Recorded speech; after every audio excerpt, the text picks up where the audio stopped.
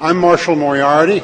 I am the president of the Athenaeum, and I get to do enjoyable things like this. The occasion this evening is to celebrate the return to this building of two of our most distinguished and ancient artifacts. The first, of course, is Benjamin Franklin at the back of this room, and the second is Richard Wendorf at the front.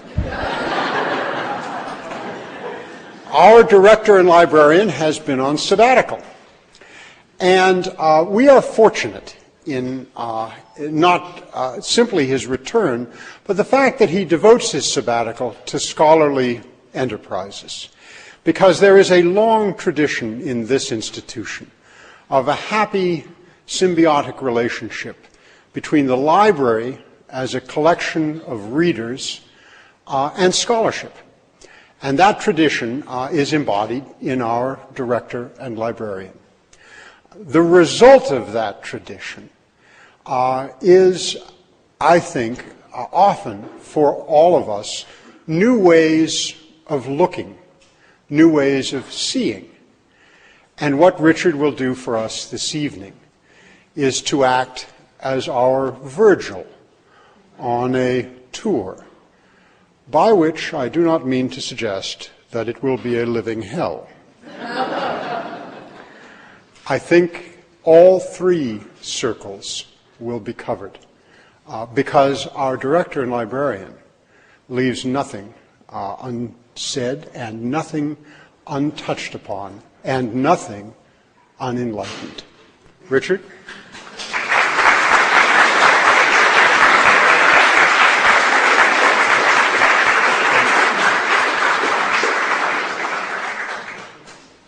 Thank you, Marshall. Thank you for coming this evening. It's great to be back. Great to see so many familiar faces. Now, I'm going to begin my talk this evening with a confession, although I suppose it's really a protestation, which is that although I've devoted a good deal of time over the last 15 years or so to Sir Joshua Reynolds, I really do like the work of other painters. It's not just Reynolds. I think that many of us took great enjoyment in looking carefully at the exhibition that was devoted to Thomas Gainsborough at the MFA. And Gainsborough was not only a first-rate portrait painter, but he was also a first-rate landscape painter, something that just rankled Reynolds to no end. I also am a great admirer of the work of Joseph Wright, commonly called Wright of Derby, an artist with great range. And I've become increasingly fond over the past few years in the work of George Stubbs. And it's about Stubbs, of course, that I'm going to talk about tonight in a lecture entitled Signifying in Stubbs. And I wonder if we can have the lights at least partially down, please.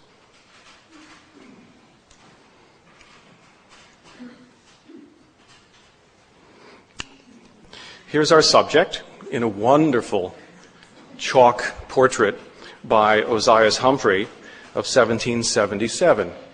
Now, if you know anything about Stubbs, you know that he was the master of painting horseflesh. He was incredibly successful at it, but that was a kind of success that allowed him to do a number of other things. And I would say that for every standard run-of-the-mill horse painting that he executed, he also did something really rather wonderful. Whoops, I'll go back a little bit here. As in Whistlejacket. One of the greatest portraits at the National Gallery, certainly one of the great English portraits there. This is an astonishingly large painting, and it's painted in a very, very unusual way because there is no background. It's simply on what we call raw ground. This is an enormous portrait that really challenges every visitor who comes in for the first time to the great English room. Here we see him in a not very good slide, I'm afraid, looking at a group of mares and foals, again, without a background.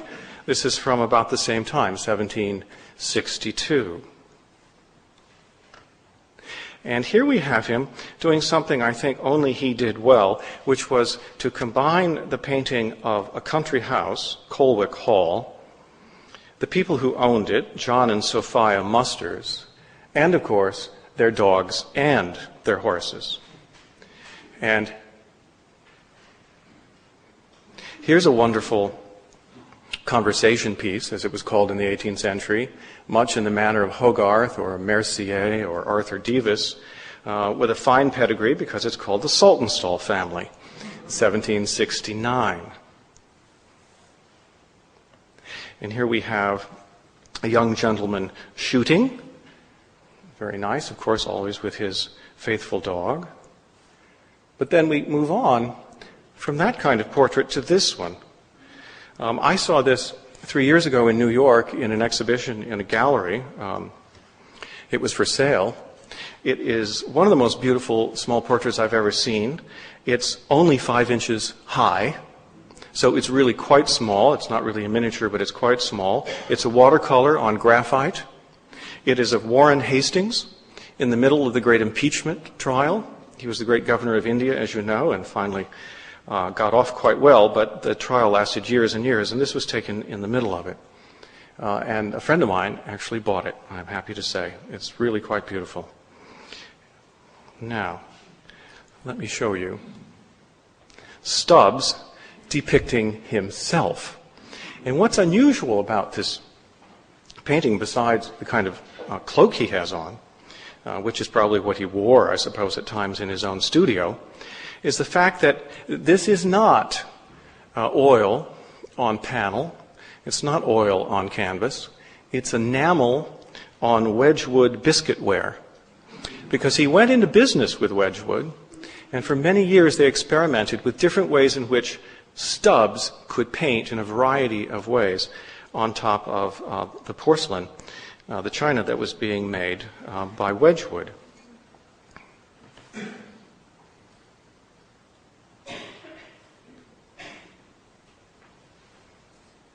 Here on the left is a fairly tame hunting scene with 2 gentlemen and their dogs, but juxtapose that with this on the right-hand side.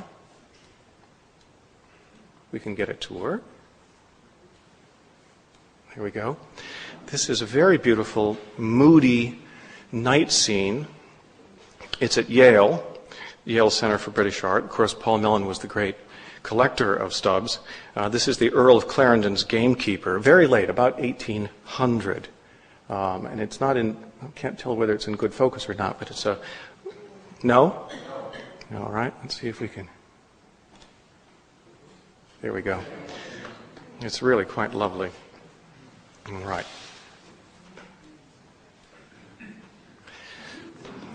Not just horses, but dogs. Equal time for the foxhounds and yeah. This is what in my family we call the puppy pathetic. But I really do believe that if anyone could convince you that you can paint a portrait of an animal, it is Stubbs. Now this foxhound belonged to William Pitt the Elder, the great Earl of Chatham, and because he was not a hunter, this dog got to live inside. He was a house dog.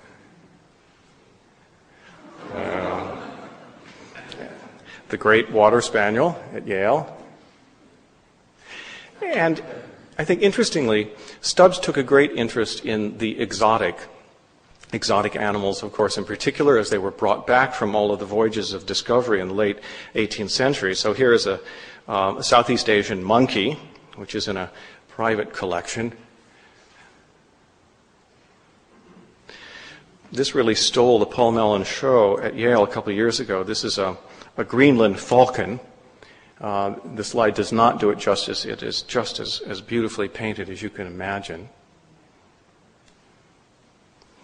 A zebra, also at Yale.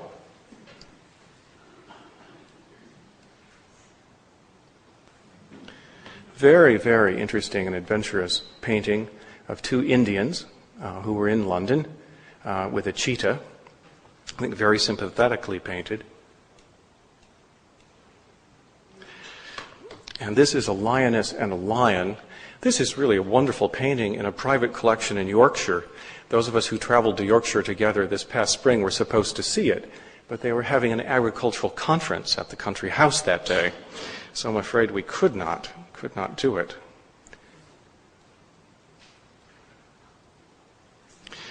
Many of you will know this if you've been to the Great Museum in Philadelphia. This is a hound coursing a stag. Many more of you will know this subject, which is the lion attacking the horse. These are both actually at Yale, both the white and the brown horses. And then, something that we forget about Stubbs. Of course, many people engraved images after his paintings, but he was a first-rate engraver as well. This is his own work. And one I like even more, this one. And he used mixed media. It wasn't just straight etching. And he was quite accomplished. And then, with Wedgwood, he did something else. He actually carved this plaster piece, which was then fused to this black basalt background.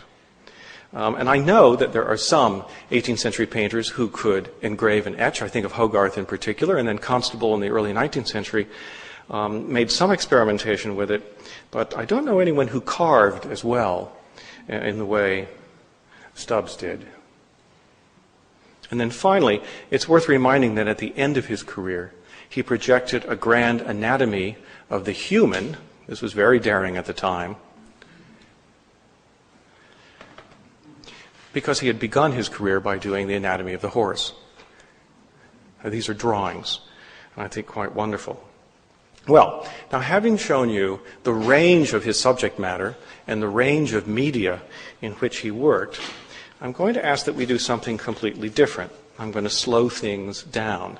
I'm going to ask you to look at only two paintings for almost the remainder of my talk this evening.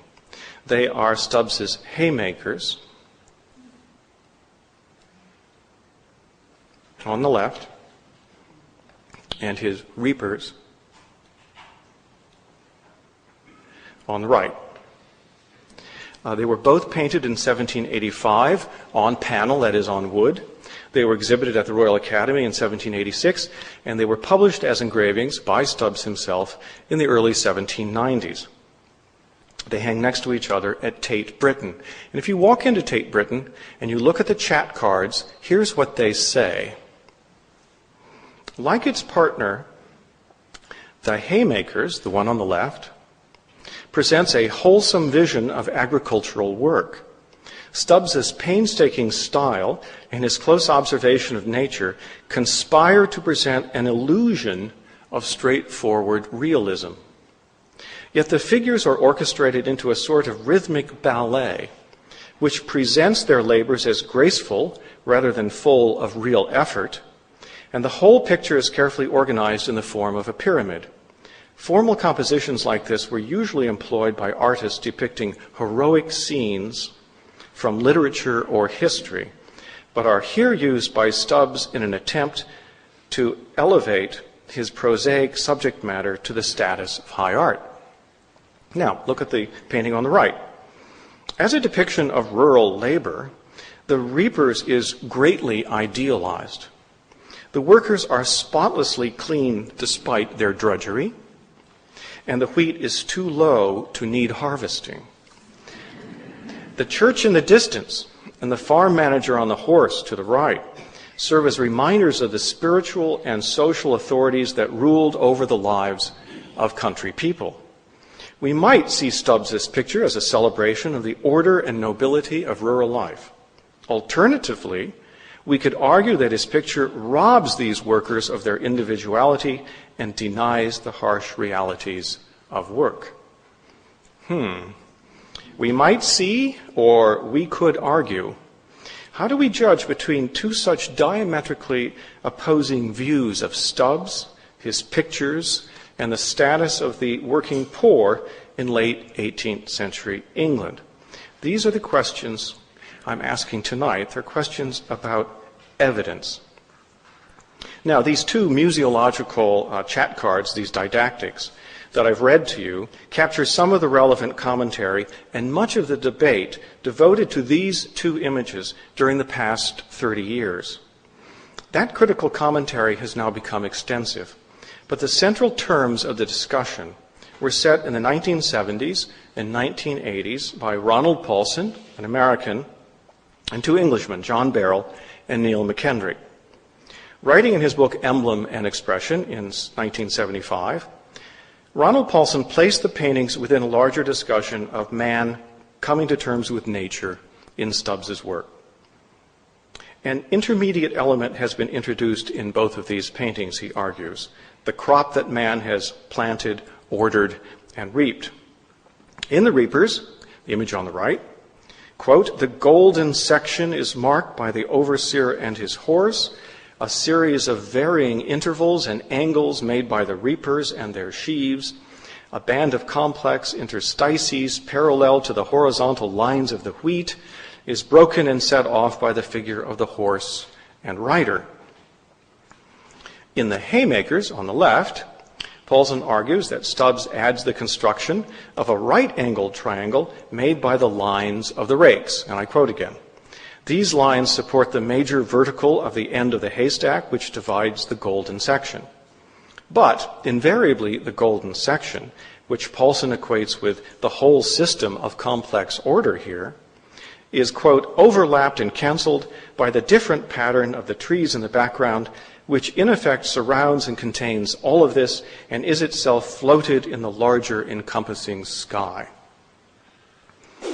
Well, I think it would be difficult to underestimate the importance of,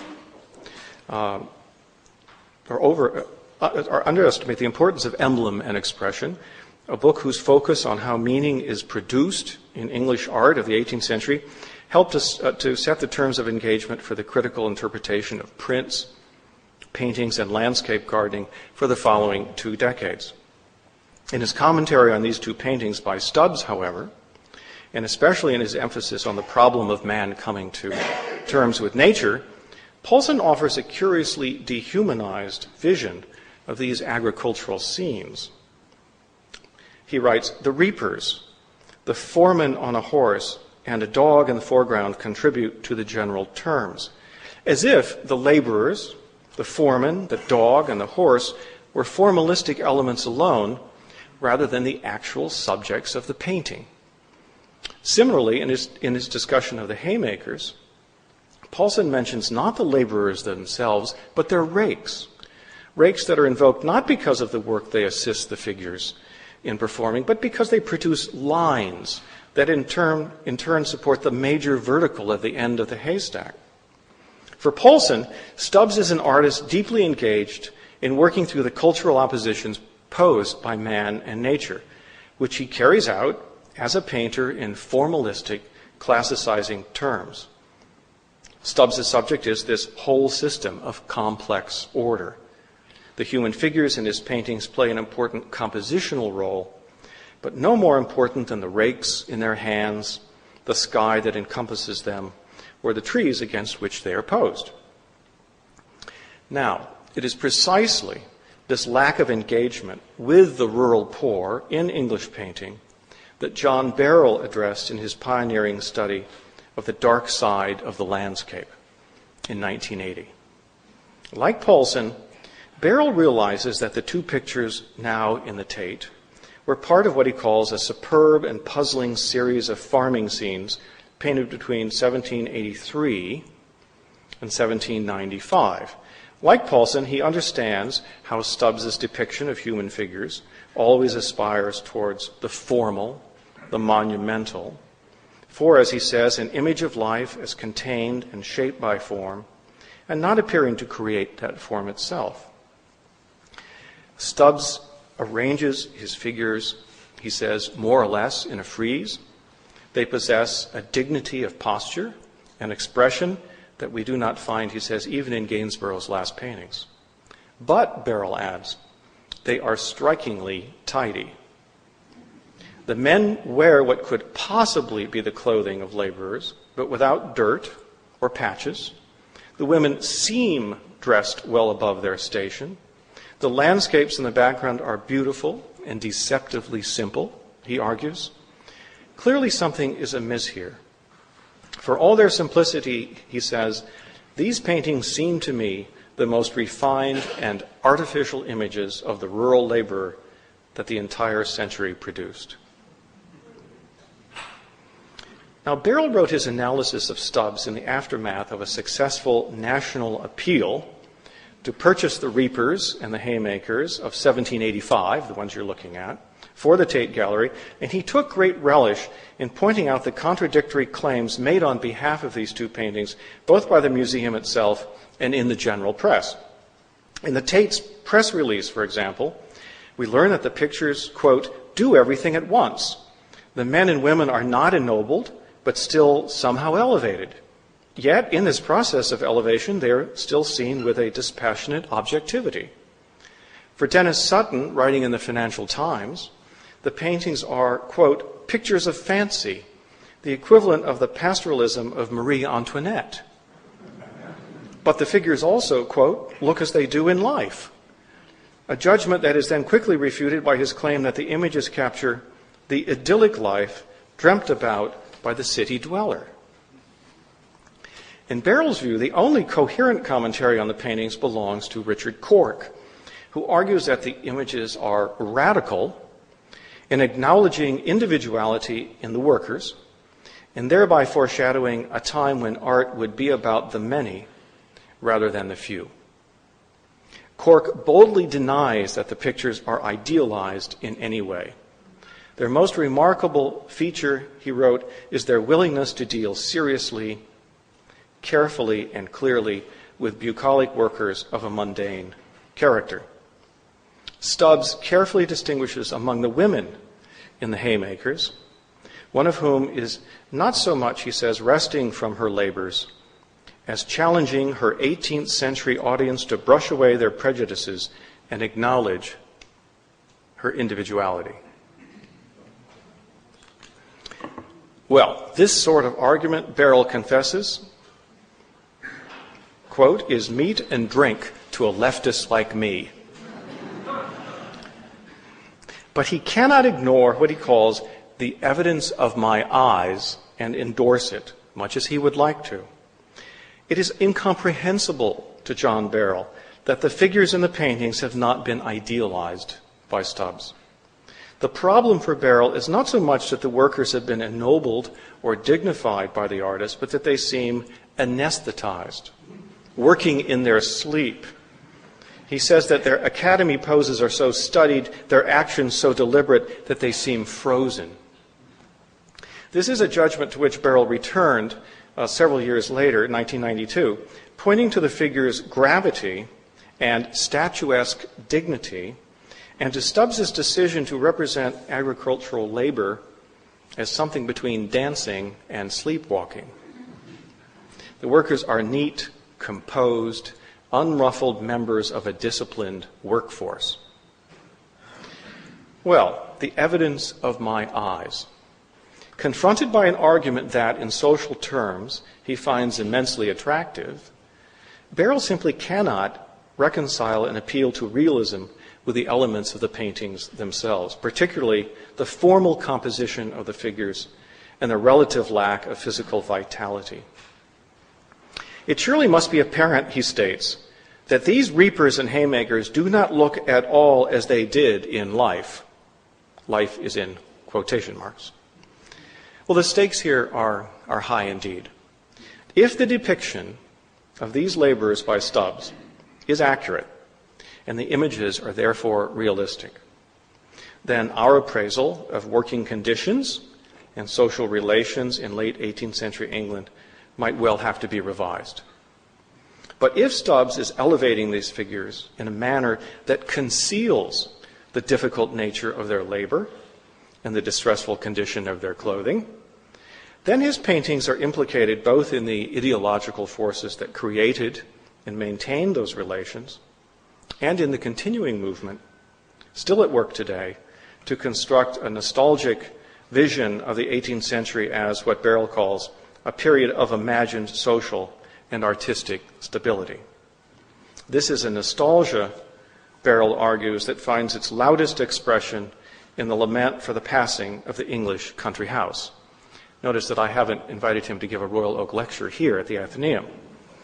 Such a lament could be more easily justified, he says, If only we could be sure that the poor who paid for the construction and maintenance of those houses were as well rewarded as Stubbs's image of them suggests. And then, in a really angry non sequitur, he adds the following sentence.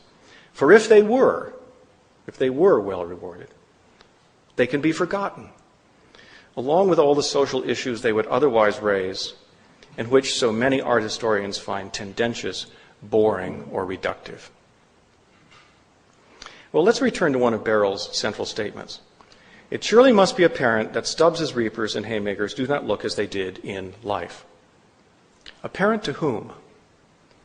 Certainly not to Richard Cork, certainly not to the Tate's publicists, presumably not to Dennis Sutton and his dalliance between fantasy and realism, certainly not to Michelle Miller, another scholar, in her recent depiction of what she calls the almost aggressive good health of these strong and efficient models of physical labor. On what kind of evidence does Barrell therefore mount such a universal judgment?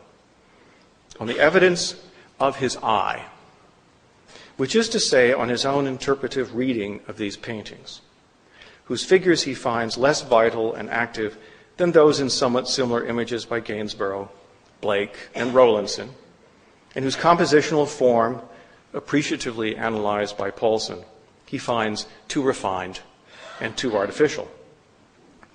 How does one finally adjudicate between two such opposing interpretations? As Stanley Fish argued at precisely the same time, thinking about literary texts, such interpretations clearly cannot both be right, but just as clearly there is no basis for deciding between them. For if we have recourse to internal evidence alone, we cannot appeal to the text because it has become part of the interpretive disagreement that divides these contending views in the first place. Enter the social historian. In The Birth of a Consumer Society, published in 1982, Neil McKendrick joined the debate by attempting to place the depiction of Stubbs's laborers within his analysis of a rapidly expanding market for fashionable goods in the second half of the 18th century. McKendrick's survey of the commercialization of fashion in English society charts an expansion of this luxury market to the domestic servant class, then to industrial workers, and finally to agricultural laborers by the 1750s and 1760s. He bases his conclusions both on an economic analysis of home demand and on contemporary observations such as the following, published in 1744. This is 40 years before Stubbs's paintings, which would seem to have been written with his paintings in mind. So surprising were some of the fashions worn by the lower classes that one contemporary complained, quote, "After ages, who perhaps may see this contrivance only at the painting of some great masters, shall with pain believe what the justness of the pencil presents." Or here is the foreign visitor Moritz in 1783. Fashion, he writes, is so generally attended among English women that the poorest servant is careful to be in the fashion, particularly in their hats and bonnets, which they all wear. By the end of the century, as another scholar observed, what had previously been looked on as a luxury for the worker was thought of in terms of being a decency or even a necessity. Well, given the way in which Stubbs's depiction of his workers fits so snugly with what so many other contemporary sources, both pictorial and literary, have told us, McKendrick can only wonder in a tone of disbelief how a great master of realism has been transformed into a fantasist. For McKendrick, it is a marvelous irony that Stubbs, who labored so long to master exactly the musculature of the horse, should be so misdescribed. I continue to quote, "It shows how reluctant historians can be to recognize the significance of so much evidence, that they prefer so to misrepresent Stubbs's genius rather than accept it." Now, we might point out in all fairness, that the evidence McKendrick invokes was not necessarily available to his predecessors, that this is in fact his major contribution to the debate, and we might also quarrel, as I shall shortly do, with his characterization of Stubbs's genius, which is predicated on the artist's, quote, undeviating pursuit of clinical accuracy. But it is difficult to dispute the evidence itself on its own terms. The fashionable clothing worn by Stubbs's workers, and his female laborers in particular, is consistent not only with the overall commercialization of luxury goods that McKendrick traces, but also with fashions for women that changed almost on an annual basis. McKendrick reminds us that Stubbs painted 3 sets of pictures, and he demonstrates that each pair provides exact representations of the fashions in the years in which they were painted. And I'm going to quote him now on the Haymakers on the left. The hats in the Haymakers of 1783, which I shall show you in a few minutes, are strikingly different from those in the Haymakers of 1785, which is what you're looking at, and even more strikingly different from that worn by the central figure in the Haymakers of 1795. And all are exactly in line with the prevailing hat fashions of those years. The sharp forward tilt of 1783, the immensely high soft crown worn over the mob cap of 1785, that's what you're seeing there, the enormous picture hat swept up at one side, which was made ultra-fashionable by Gainsborough's portrait of the Duchess of Devonshire, and which, in simpler forms, spread in popularity through the later 80s and the early 1790s. As a fantasist, McKendrick ironically concludes, Stubbs would seem to have limitations. As a precise observer of the social scene, on the other hand, he scores very high marks for accuracy. Well, has McKendrick successfully resolved this critical controversy? Has he convincingly demonstrated that Stubbs was reflecting the popular fashion of these limited parts of the working class who were enjoying the benefits of rapid economic progress? My answer is no, and yes. He has, I think, made a plausible claim that there was a general dissemination of fashionable clothing within the working classes in the second half of the century, and that this development was often commented upon. He has also shown that Stubbs changed the caps his female laborers were wearing in each successive pair of paintings, and that these changes represent accurate depictions of fashionable headgear as they too changed from year to year, and he offers appropriate documentation for this. In response to the argument that Stubbs may well have accurately followed current fashions each year, but that he imposed them on these particular workers, once a fantasist, always a fantasist, McKendrick would presumably invoke his contextual argument that Stubbs is always precise and accurate, whether he is painting the hats of grooms, jockeys, servants, or ladies of fashion, and I would be sympathetic to such a response. But it is less clear, based on the evidence that McKendrick marshals here, that Stubbs was accurately depicting the fashions worn by some agricultural workers throughout the 1780s and 1790s. And this is largely because his seemingly positivistic method, McKendrick's, which matches elements in the paintings with external examples, simultaneously ignores the other important changes that Stubbs made in each successive version. Paulson, Barrell, and McKendrick all mention the fact that the Reapers and the Haymakers exist in different versions, but Paulson and Barrell, like virtually all of the commentators to follow them, focus only on the Tate paintings of 1785, the ones you're looking at. McKendrick, who excludes all images from his text, draws our attention only to the laborers' clothing. It is therefore important to consider the sequence of these paintings in some detail. In the beginning, there were a number of preliminary drawings clearly associated with the oil paintings that would follow.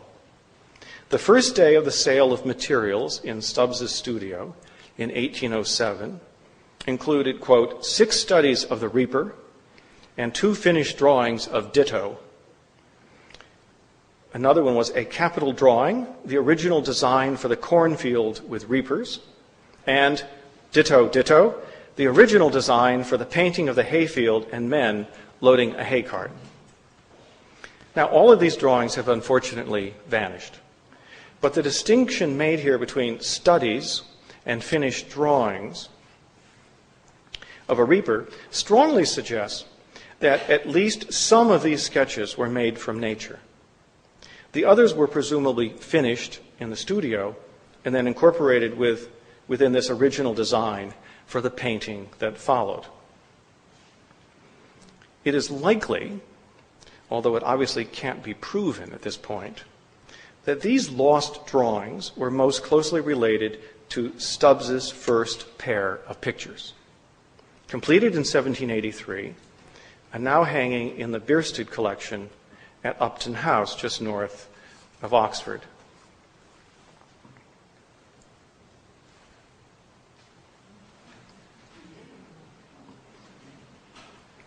The first version of the Reapers is almost exactly the same size as the Tate version on the right 2 years later. But it consists, as you will see, of only 5 rather than 7 figures, more or less centered on the panel, with a copse of trees providing a strong background on the left rather than on the right. The 3 male laborers are cutting, bundling, and stacking the corn from right to left, and 2 of them, along with the woman in the center, stare directly at the painter or viewer, acknowledging the fact that they are the subject of the painting. In the Tate version, on your right, a second woman extends a more complicated and undulating frieze of workers to the left-hand edge of the picture frame. The male laborer stacking the corn next to her is now an older figure who looks towards the farm manager rather than towards us. A keg, pitcher, and dog have been added directly beneath this figure.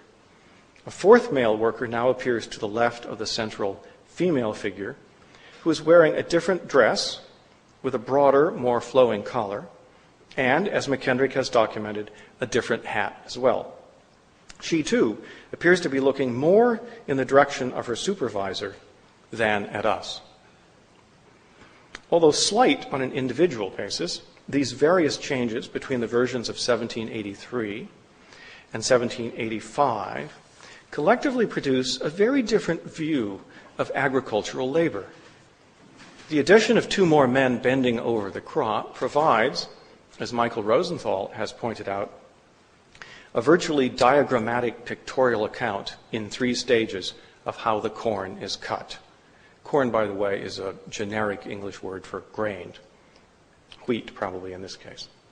Stubbs's decision to move the copse of trees from left to right may in turn reflect his need to reinforce the sequencing of this division of labor, which reads from right to left.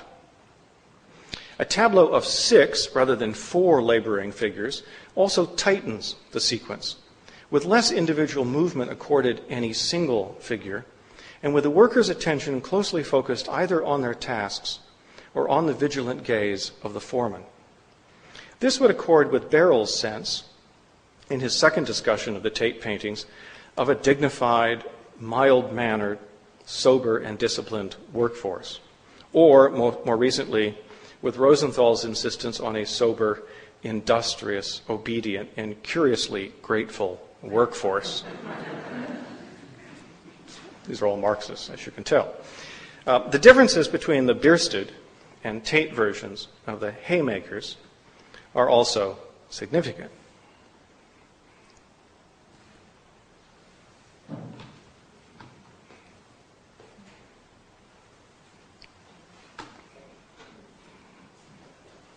Stubbs's original painting of 1783, on the left, obviously, contains 4 figures, 2 women and 2 men, with the result that the burgeoning hay cart visually dominates the center of the panel.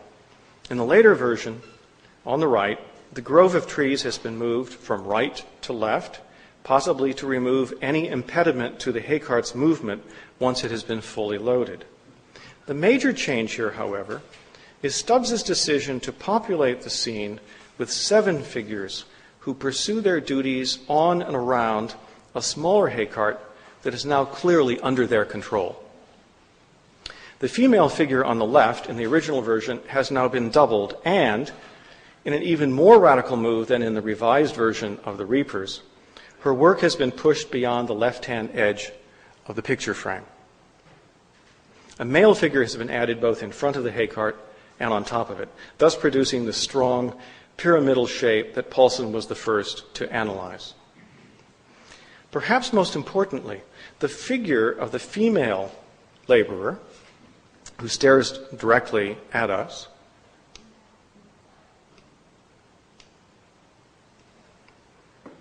has now been moved to the center of this elaborate composition.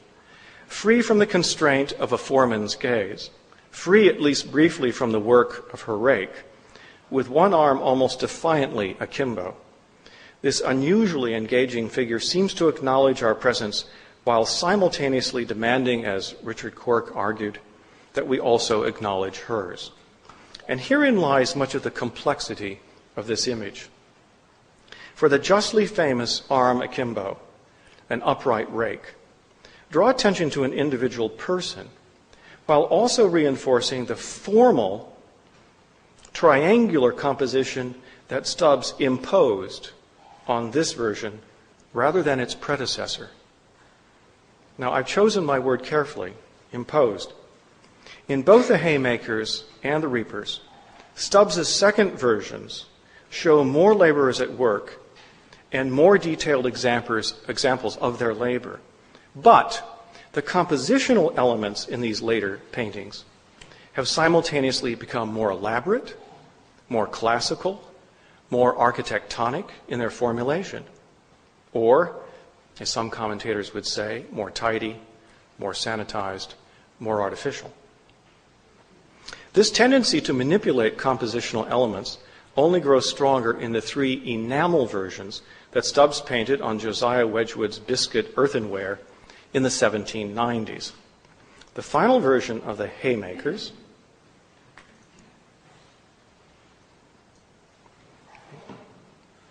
dated 1795 and now at the Lady Lever Gallery, is smaller than the 2 paintings on panel and adopts a tighter focus, moving one of the 2 female rakers to the center of the enamel and eliminating the figure of the woman with her upraised rake and arm akimbo. The third version of the Reapers, dated 1795 as well, and now at Yale, also abandons its centrally positioned female figure and the central male laborer as well. In Christiana Payne's reading of the image, the scene itself is rather contrived. The stubble is much too short for a crop that is being cut by sickle. There are no swaths of unbound corn lying on the ground, and there is no one to bind the sheaves. She says that Stubbs's careful, accurate depiction of agricultural detail was tempered, therefore, by the exclusion of any details that might suggest disorder or untidiness. A third enamel,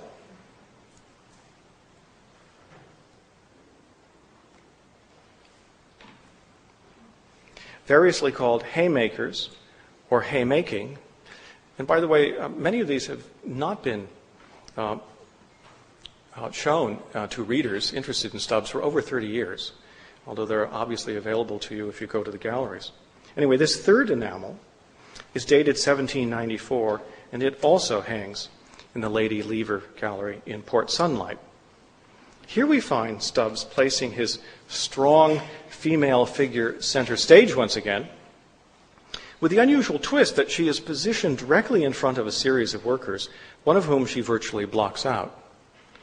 The laborers behind her perform a variety of tasks, including cutting with a scythe rather than a sickle. But this movement towards 3-dimensionality is thwarted in part by the smooth, almost bland finish produced by painting in enamel on a ceramic surface, an effect that can most clearly be seen in the texture of the corn crop in the Reapers at Yale. Well, how finally does this sequence of paintings and the alternatives they contain assist us in resolving the interpretive dilemmas raised by Beryl, McKendrick, and even the descriptions that flank the two versions in the Tate Gallery today? To be as precise as possible, we should begin by asserting that, because we lack the original plein air sketches that Stubbs drew before or as he painted his first versions in 1783, we can't be certain that the hats depicted in those two paintings were in fact the ones the artist himself viewed in the countryside. It is more likely, however, that these depictions accord with what Stubbs originally saw in the fields than do the altered caps and hats of 1785, or 1795 for that matter.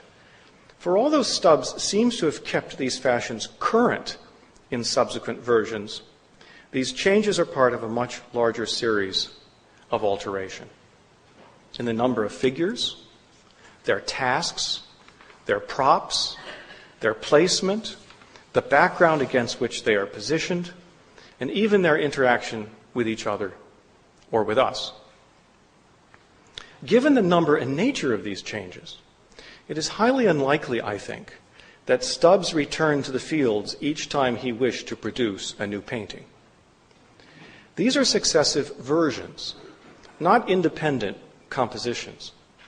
And while I would be sympathetic to the argument that, given Stubbs's reputation for accuracy, he would not have introduced up-to-date fashions in his later versions that were inconsistent with what agricultural laborers may have been wearing at the time, that's not the same thing as arguing, as McKendrick appears to do, that the later versions are essentially snapshots by an accurate observer.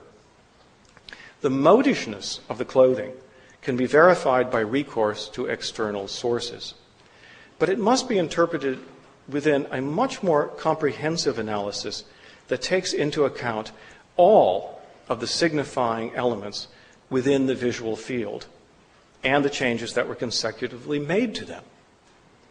External evidence must be reconciled both with internal evidence and with the patterns of attention that emerge as we examine the artist's reworking of the central elements in his original composition.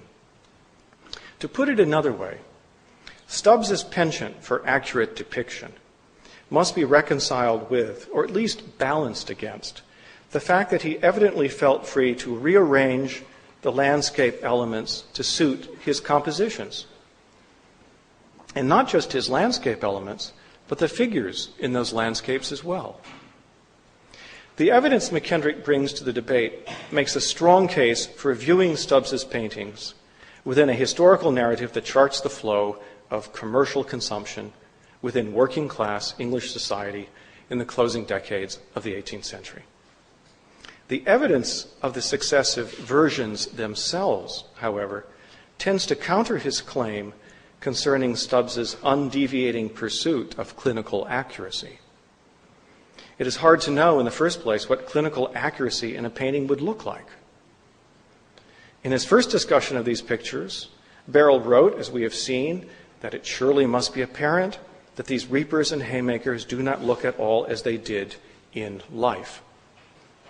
This now looks to me as problematical as McKendrick's verdict about clinical accuracy.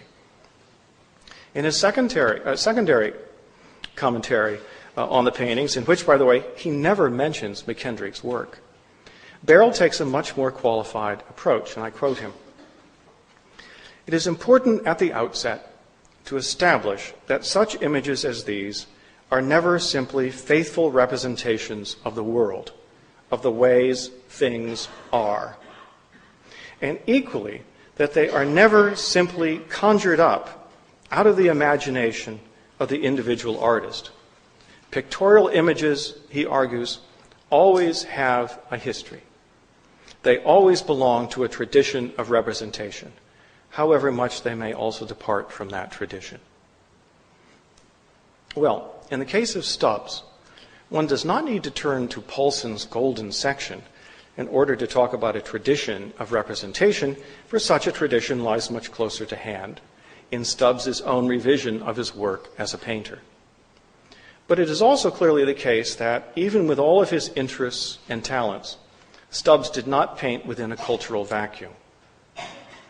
Sam Smiles has recently argued that pictures of agriculture only operate within the strict limits of what contemporary aesthetics would allow, with the understanding that aesthetic norms are directly related to the contemporary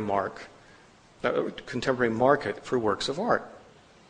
In this series of paintings by Stubbs, whose agricultural subjects are so closely related to contemporary landscape painting, it is certainly not far-fetched to invoke what William Gilpin famously called the picturesque eye. In the aesthetic of the picturesque, as Richard Payne Knight wrote, objects are seen through an improved medium, that of the feeling and discernment of a great artist. This may, in the case of Stubbs, put the argument rather too strongly, but it would be imprudent not to place Stubbs's work within, or at least against, the most influential aesthetic discourse of the period. My colleague David Marshall's recent exposition of that aesthetic, in which the picturesque represents a point of view that frames the world and turns nature into a series of living tableaux, would seem to provide a precise description of Stubbs's compositional maneuvers, especially in his revised versions of 1785. If, moreover, we place these paintings not within a narrative devoted to the commercialization of fashion, but within one devoted to the effects of enclosure on agrarian society, our conclusions are likely to be quite different. The Reapers and the Haymakers will present different forms of evidence based on the kinds of questions we ask of them. It is not necessarily contradictory to argue that the paintings simultaneously reveal the extent to which the picturesque had infiltrated forms of painting beyond the simple landscape, the extent to which fashionable attire was now within the reach of agricultural workers, and the extent to which the enclosure of commonly held property had created a new force of wage laborers whose carefully individuated work needed to be supervised by a mounted farmer or manager. If, as we have seen, the tendency in writing about Stubbs has been resistant, if not reductive, I think it's time to acknowledge the complexity of his position within the larger cultural landscape. Thank you very much.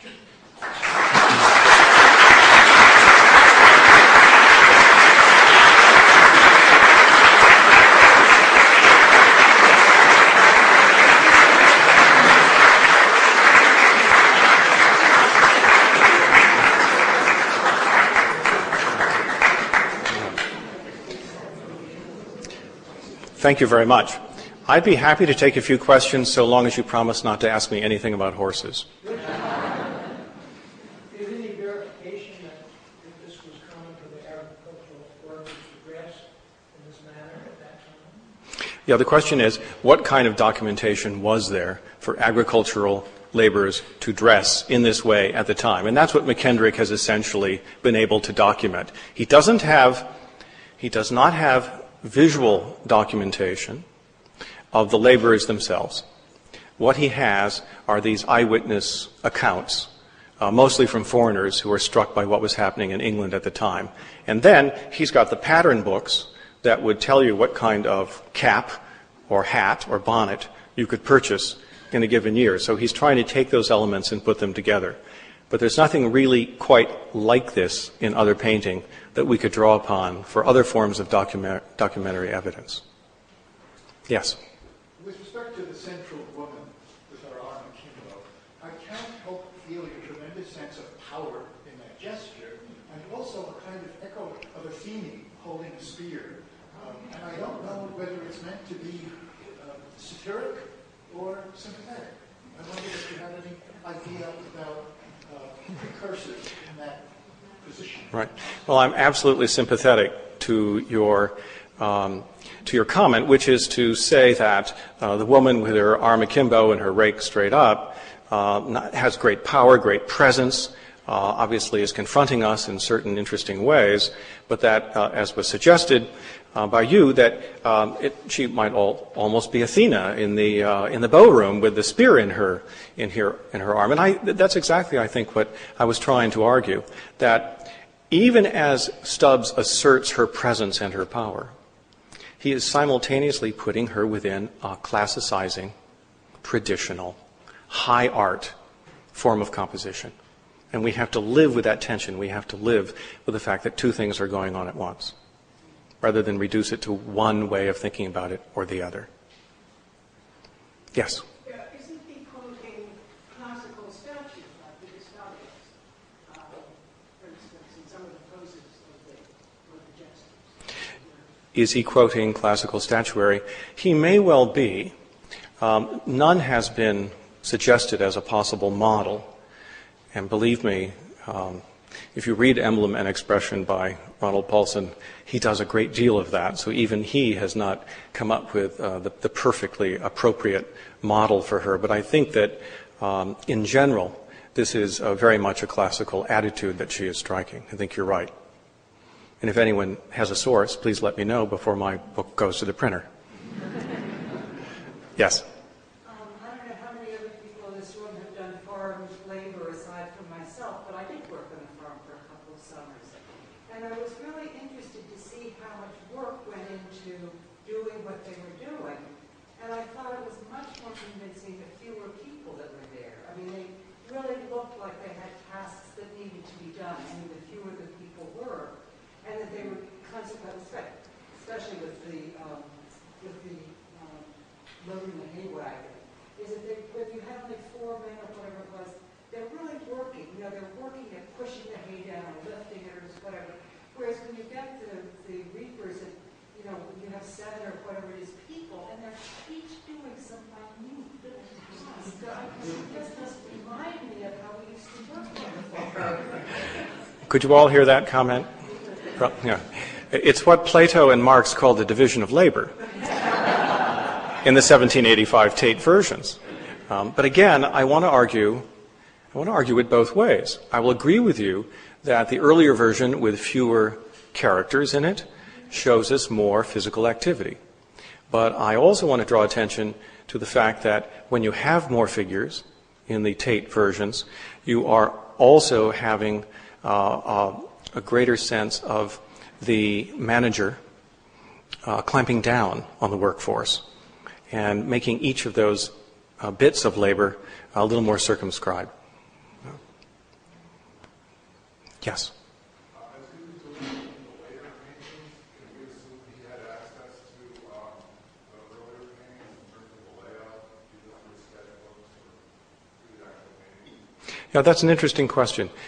Do we know whether he had access to his earlier paintings as he painted his later paintings? I don't believe that the earlier paintings were sold off, so to speak. I think he did have access to them. But we do know that he had his notebooks and he had his sketches.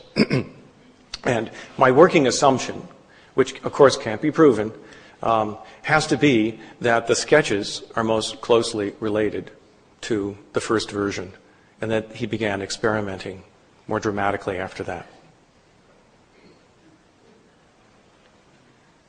Yes? Going back to the engraving of the horse that you showed early on, the engraving of the painting, shouldn't that have been a mirror image? Should the engraving of the horse it be a mirror image of the painting of the horse? If you are merely an engraver, yes.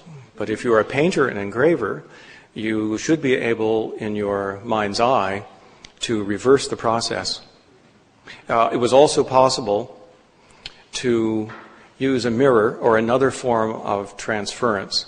And people have argued that that's how Blake did his work.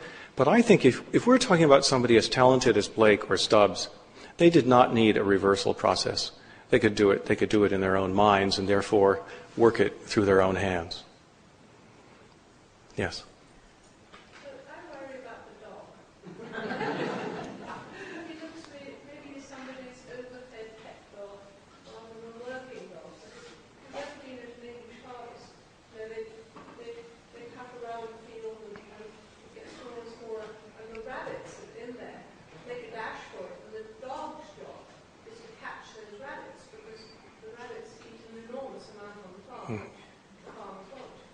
Well, we're lamenting the state of the dog in the 1785 version. I will talk about dogs, just not about horses. I think the dog belongs to the farm manager on the horse, and that may be why he is perhaps a little overfed. No. Yes. Nobody has mentioned the division of labor in relation to the positions of the men and the women. The men are the only ones that work with their bodies bent into their work. The women are stand-up workers, essentially. Have you an interpretation of this? The observation is a very sharp one, which is that the women are always depicted standing, and some of the men are depicted kneeling.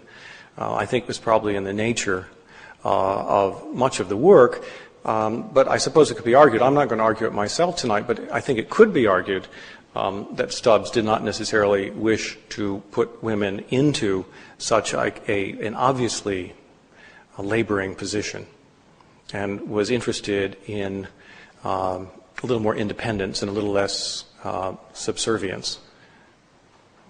But again, I'm not going to argue that myself necessarily. I think it could be argued. Following on that, the position of the women in the stance with the arm akimbo and the spear or the ready could say that here he is depicting particularly, for some reason, a strong woman. However, it's kind of unlikely at that period, I suppose, that there was much conscious comment on the position of woman, feminism or whatever. Mm-hmm. But do you have any idea of his view of woman based on his other works? A very good question about his depiction of this one central woman with her arm akimbo and the rake that she holds straight up.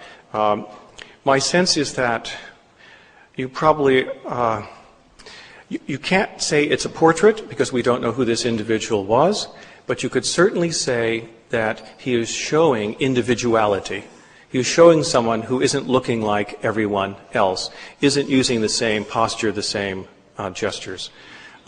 Is there some kind of context in his other paintings?